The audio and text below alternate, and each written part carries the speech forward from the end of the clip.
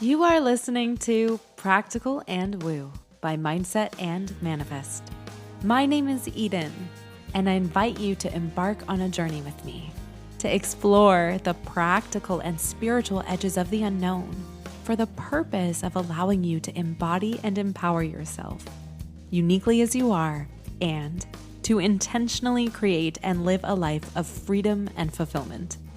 Each week, I'm going to discuss topics such as energetics, reality creation, manifestation, astrology, tarot, and more to help empower you to live beyond perceived limitations and to practically design your life so it feels like absolute magic every step of the way. Let's dive in. Well, hello, brilliant soul. Life is designed to feel complex, the embodiment of a full spectrum, two poles mirroring each other as opposites, and yet also as companions. There is so much room to create anything and everything you desire, and yet it can often feel like things are simply out of reach. A habit encouraged by society to focus on what you do not have, in juxtaposition to that which someone else does. We have been taught to value money, for example, for the sake of having money, diving into vats of it, Scrooge McDuck style, a moniker of I've made it. Many of us dreaming for the day that we can call our own shots because we've made it too, pushing away our power to create in favor of this daydreaming and wondering if it's even possible to have or experience that which we desire. On the flip side, we've all heard the stories of those who acquire the I've made it money, who are sitting with their fortunes wondering why fulfillment has not come, wondering why they don't feel happy. Beliefs are born that we cannot have everything we desire. But why? It doesn't have to be this way. I am inviting you to think about this paradigm with a practical lens, peeling back the energetic layers, dismantling these beliefs, because I believe to my core that you can create and enjoy a life filled to the brim with fulfillment, filled with wonder, joy, and the resources to experience the most delectable earthly pleasures possible. And I want to help you believe in that possibility too. Let's start by laying down the foundation of the landscape and peel back the layers on the desire for financial freedom, mirrored with the trope of having it and still being unfulfilled, or the belief that you cannot have it all, so you must sacrifice one desire for another. Why might this happen, and what can we do about it instead? The first place to explore is focus. Growing up, so many of us were influenced with the idea of going to school, getting good grades, graduating, entering higher education so that you can make yourself a suitable candidate for jobs, land a great job, be paid for your work, perhaps even expand your wealth with investments or other notable opportunities, find a partner, get married, have kids, and start the whole process over again by encouraging your kids to do the same. There is a prominent and pervasive belief in the collective that this well-worn path is the key to happiness. A one-size-fits-all framework of how life should be led. I want to be clear. I am by no means saying there is anything wrong with this life or desiring this kind of life if that's an authentic desire for you. What I am saying is that it's likely that a one size fits all path to life doesn't fit you. When I look around, I see and admire the beautiful differences among us. Each human is and made to be so uniquely themselves.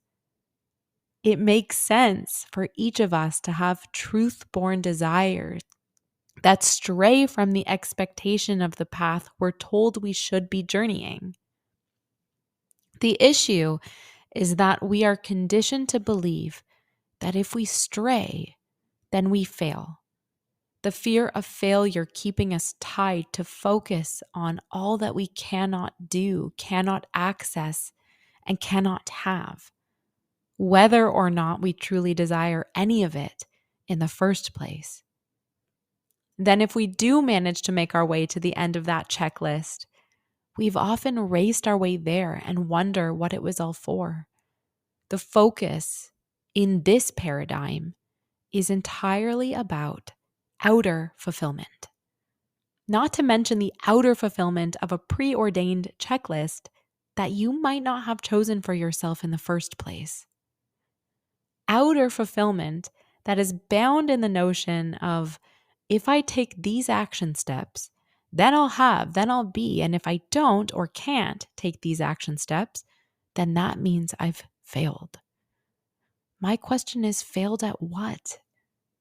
Failed at not fulfilling a path that wasn't meant for you in the first place? That sounds like a blessing in disguise. What if you invite yourself instead to place your focus on inner fulfillment? What might that look like? Inner fulfillment starts with the belief that you are having the opportunity of a lifetime by having a human experience with access to physical reality and your senses and life's incredible amenities and playground.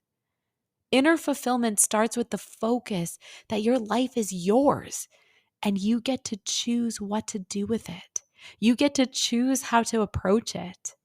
Inner fulfillment then focuses on action steps that feel blissfully aligned to where you are now, with the anchor of where you're going, sanctioned by both heart and mind.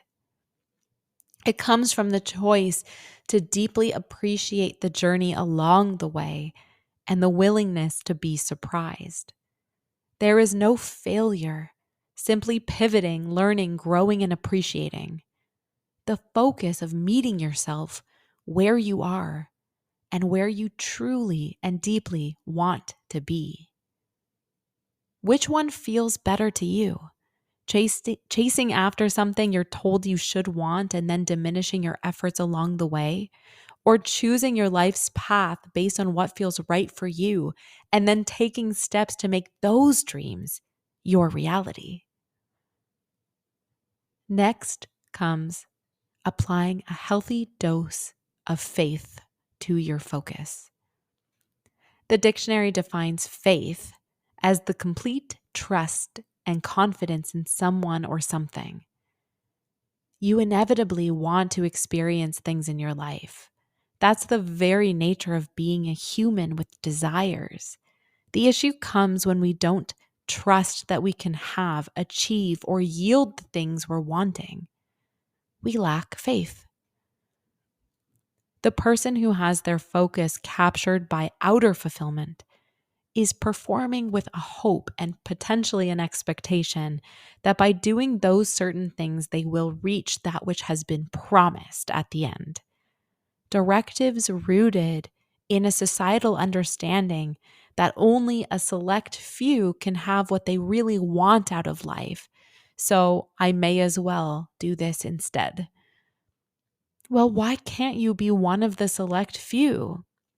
Why can't the select few grow, expand, and evolve? The smallness of a probability is only measured in context to its greater whole. What if there was and is a room for you to be part of the select few too? When you apply faith, you are activating a spark of inner power, a deep-seated trust in yourself that when you focus on inner fulfillment and take one step at a time, you will be led to the path that offers you the things, desires, and experiences you're wanting to indulge. Activating faith is trusting in the possibility that it can be you. And either way, the adventure is worth it all the while. Over time, faith solidifies to certainty. A deep knowing emerges as a guiding light, allowing you to breathe into that very next step confidently, knowing that the potential for magic is present to you. Until next time.